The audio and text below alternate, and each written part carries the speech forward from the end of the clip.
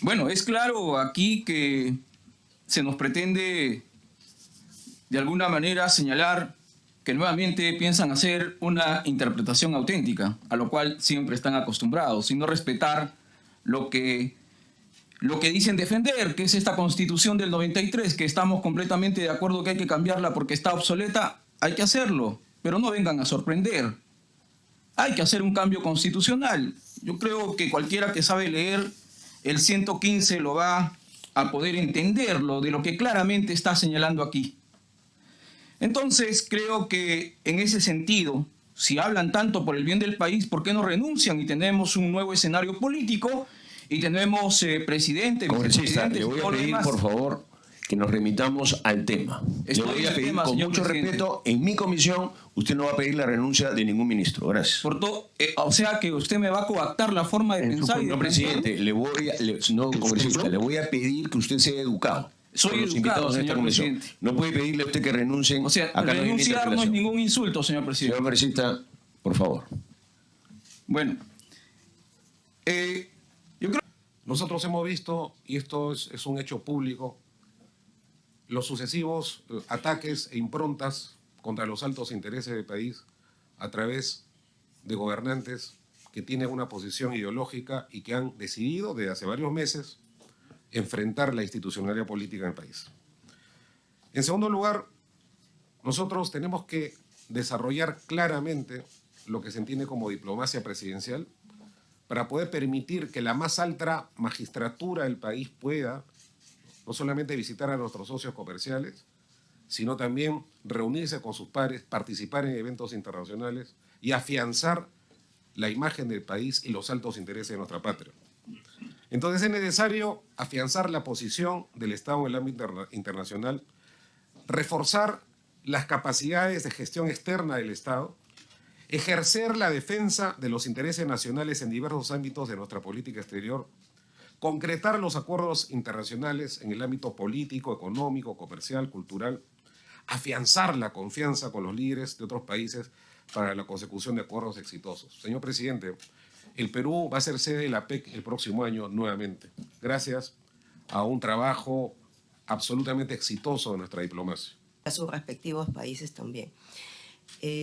Próximos eventos en los que se requiere urgentemente la presencia física de la señora Presidenta de la República en el exterior son el 30 de este mes, de mayo. El presidente Lula da Silva de Brasil ha convocado a una cumbre de jefes de Estado de Sudamérica para discutir los problemas de integración, los problemas y las perspectivas de integración de la región. Luego, en julio, la cumbre de la CELAC y la Unión Europea en Bruselas. Los presidentes de la comunidad de estados latinoamericanos y del Caribe por primera vez se van a reunir con los jefes de Estado de Europa para discutir cómo es que se puede dar una integración entre Europa y América Latina luego de décadas en que América Latina ha estado un poco, no diría dejada de lado, pero no en las prioridades de la Unión Europea, lo que ahora está cambiando. De manera que es muy importante que la presidenta pueda estar también en este diálogo con sus contrapartes de esos países. Septiembre, Asamblea General de Naciones Unidas, gran evento mundial. La presidenta tiene que estar allí para decirle al mundo cuáles son las perspectivas del Perú, las perspectivas de desarrollo, las perspectivas del Estado peruano respecto de su integración en el mundo y por supuesto, atraer inversiones y comercio. El Perú está de vuelta y tenemos que hacerlo notar a todos los países del mundo. Estamos de vuelta, el Perú está de vuelta en el entorno mundial. En el que no existen vicepresidentes que puedan asumir el despacho ante la ausencia de la Presidenta de la República. Pareciera que esta es una ley con nombre propio, pero ante la situación que es de conocimiento público, es nuevamente el Congreso de la República, señor presidente, que tiene que estar a la altura para solucionar este inconveniente. Que este gobierno sí tiene una responsabilidad directa sobre la grave crisis que se ha generado, con las muertes, los heridos Y hago esta mención y este hincapié porque no podemos borrarlo del marco de la discusión. Y ya algo, el congresista Soto señaló cuando habló sobre una ley propia. Y esa es lo que quiero empezar, digamos, a reflexionar. Da la impresión, en realidad, que lo que se está buscando aquí es más bien desnaturalizar el artículo 115 de la Constitución Política. El artículo 115 de la Constitución Política, señor presidente de la Comisión de Constitución, habla de manera muy concreta sobre el tema del impedimento temporal o permanente del presidente de la República y detalla un poco las funciones del primer presidente y, en defecto de el segundo vicepresidente, por impedimento de ambos, el presidente del Congreso, y habla de una relación de sucesión. Y en el último párrafo, de hecho, detalla, dice textualmente: cuando el presidente de la República sale del territorio nacional, el primer vicepresidente se encarga del despacho. En su defecto lo hace el segundo vicepresidente. ¿Qué dice? Se encarga del despacho. No dice que se encarga de manera remota, por internet. No, se encarga del despacho. Es decir, la configuración constitucional ha establecido que cuando sale efectivamente el presidente para cumplir la política exterior, hay la siguiente persona, que es el vicepresidente, que se encarga de esa tarea. Es cierto que ahora, por la situación política, se ha generado un vacío. Entonces la pregunta es, si se ha generado un vacío, ¿acaso no debemos generar y más bien no debería ir una propuesta para la modificación constitucional? O sea, ¿por qué pensar en sacarle la vuelta y pensar en una modificación de ley orgánica para intentar, digamos, generar una redacción que más bien vaya acorde a lo que en este momento este gobierno está buscando? Porque en el fondo tengo yo, de verdad, la impresión es que eso es lo que se está generando. Nadie está en contra, digamos, de que el presidente cumpla su política exterior. De hecho, nuestra bancada, cuando estuvo el expresidente Castillo, votamos a favor de que cumpla sus viajes al exterior. De hecho, la última votación, que varias bancadas votaron en contra, impidió que el expresidente Castillo,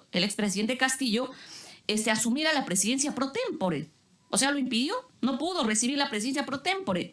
Y ahora varios están desesperados, gritando que reciba la presidencia pro tempore, cuando fue el propio Congreso de la República, con los votos de ciertas bancadas, que impidieron que asumiera la presidencia. Así que cuento eso porque creo que es importante también hacer memoria de las decisiones que se van tomando. Aquí que debería ser tan obvio y elemental para los intereses del Perú en el exterior, hasta en eso pueden surgir, presidente, discursos irresponsables y demagógicos que yo particularmente no comparto. Y además, presidente, tremendamente imprecisos en su análisis constitucional. Para comenzar, justamente porque el artículo constitucional no prevé el caso de que no hayan vicepresidentes, es que no puede contradecirlo, porque se contradice aquello que va, ¿no?, directamente en contra. Si dijera, ¿no?, el artículo establece muy claramente, cuando el presidente sale, el vicepresidente, y si no está el vicepresidente, el segundo vicepresidente. Pero ¿y si no hay vicepresidentes? Justamente cuando no se prevé algo en la Constitución, es que se crea una ley de desarrollo. Para eso existen las leyes de desarrollo, no para contradecir aquello que no dice, sino para desarrollar. Entonces, esa es justamente la finalidad de esto, me parece, presidente. Y obviamente, de manera demagógica y irresponsable, algunos buscan aquí sacar algún provecho político y dañar finalmente la imagen del país en el exterior, que yo coincido, presidente, es fundamental para los intereses del país. O sea, y perdóneme la expresión, pero ¿qué clase, pues, de república bananera, presidente, va a recibir la presidencia de la APEC, que es el principal foro económico de comercio del Asia-Pacífico, de las manos del presidente de Estados Unidos por Zoom? O sea, eso sería una vergüenza para el Perú, presidente. Una total vergüenza para el Perú. Y creo que este Congreso tiene que ser lo suficientemente responsable y actuar como estadistas, ¿no? Y no empezar a lanzar consignas, como ha hecho algún colega aquí, ¿no?, cuando no es el momento ni el lugar. Estemos a la altura de la responsabilidad que nos han encomendado. Se ha dicho también que este Parlamento en algún momento le denegó los viajes al presidente Pedro Castillo, y como ahora estamos queriendo que la presidenta Dina Boluarte pueda viajar al señor Castillo no se le denegó el permiso, al menos en el caso de mío por lo menos, no se le denegó el permiso, o yo no voté en contra de ciertos viajes porque no quería que el presidente de la República fuera a representar los intereses del Perú en el exterior, a pesar de que yo siempre cuestioné que tuviese siquiera la capacidad para poder hacer algo de esa naturaleza. Pero la razón era porque tenía varias carpetas e investigaciones fiscales por corrupción abiertas en el país, presidente, y que justamente no podía ausentarse porque podía efectivamente tranquilamente fugarse, como de hecho se quiso fugar a México cuando dio el golpe de Estado el 7 de diciembre. Entonces, no, era clarísimo que el presidente de la República iba a utilizar esos viajes, si no para escapar, para planear su escape. Porque además uno de esos viajes que no lo autorizamos fue a México precisamente, donde quién sabe si no hubiera acudido para terminar de arreglar el asilo que seguramente ya estaba cocinando en ese momento. Entonces, ¿qué cosas son estos asuntos de mero trámite que tiene que despachar la presidenta y que puede hacerlo o no remotamente? Segundo, yo tengo en realidad dudas también sobre asuntos de seguridad nacional, ¿no? ¿Hasta qué punto el Estado peruano, por ejemplo, está capacitado para atender una emergencia en el exterior? Yo me pregunto, por ejemplo, ¿está el avión presidencial equipado, por ejemplo, para tener comunicación no interceptable sobre temas de altísima delicadeza y seguridad nacional? Por ejemplo, la presidenta se encuentra en el exterior y ocurre un inminente ataque terrorista en el país, que todavía puede ocurrir, ¿no? La presidenta está en capacidad de comunicarse con los servicios de inteligencia, con los servicios de emergencia, ¿no? Al tema. Estoy haciendo una pregunta, colega, justamente por eso, porque mi preocupación es que la presidenta, si la presidenta puede o no estar en el momento de una emergencia en absoluto control de todas las circunstancias y todas las situaciones posibles. Entonces quisiera preguntar ahí si el Estado tiene o no tiene esa capacidad para responder. Y eso sería en realidad. Es decir, una presidenta que por la ausencia de un texto normativo expreso no tenga quien lo reemplace cuando ella tenga que viajar por motivos de Estado fuera del territorio nacional.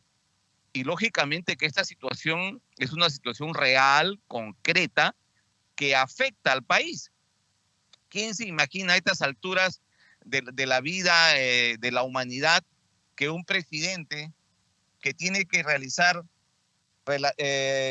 que tiene que mantener relaciones de manera directa con sus pares o tenga que asistir a reuniones bilaterales con otros jefes de Estado o a reuniones en las que se tiene que mostrar o ver la situación del país, no tenga la posibilidad de salir del territorio patrio? Además de ello, poder defender al país y a las instituciones democráticas del ataque permanente que recibimos por parte de presidentes con una clara orientación política e ideológica como la que ya conocemos. Entonces creo que este escenario tiene que ser resuelto y lo que el Premier nos trae al Congreso es un problema concreto que el Parlamento, como poder del Estado importante, tiene la obligación y la alta responsabilidad de resolver. Y tiene que hacerlo en el marco de la ley, en el marco de la Constitución, ¿no? Y asumiéndolo con sentido de país, con responsabilidad, con serenidad, más allá de posiciones ideológicas. ¿Quién en este momento puede dudar que el país lo que necesita en este momento es estabilidad política para poder relanzar la economía? En un escenario en la cual si uno hace una revisión rápida de lo que pasa en América Latina y en los vecinos críticos, ¿no? La economía colombiana ha caído de 7% al 1% en los últimos 12 meses. La economía mexicana está estancada desde que entró al gobierno el señor Manuel López Obrador, que es un crítico acérrimo de la democracia peruana, ¿no? Lo que ha pasado en Chile. Repetir acá de que hay que ir adelanto de elecciones, asamblea constituyente, es simplemente promover escenarios de desestabilización y de confrontación entre los peruanos y no entender o no revisar lo que acaba de pasar en Chile. ¿Qué ha pasado en Chile con su asamblea constituyente, con su nueva constitución? ¿Quiénes han salido elegidos ahora como los delegados constitucionales si no son del signo político totalmente distinto del presidente Boric y sus aliados que promovieron con el estallido social de 2019, la nueva constitución, la refundación chilena, etcétera, y que ha terminado en lo que ya todos sabemos. Entonces creo que hay que tener una mirada objetiva de lo que está pasando en América Latina y en el mundo y reconocer que pese a nuestros problemas, nuestros errores, nuestras crisis, las falencias de nuestra democracia, el sistema político peruano se defiende, el sistema político peruano camina y que el sistema económico peruano funciona. Tenemos la economía más estable, no tenemos problemas de déficit fiscal, de deuda pública y de alguna u otra manera la economía se está relanzando. Entonces necesitamos profundizar la estabilidad para generar desarrollo económico y atender las exigencias y las necesidades de la población en todo el país que nos reclama obras, que nos reclama mayor inversión pública, presidente, nos reclama tantas cosas, pero para eso necesitamos darle la estabilidad que corresponda. Por ello, presidente, yo creo que este es un tema que tiene que ser abordado bajo este marco y si el Premier nos trae esta alternativa, vamos a revisarla.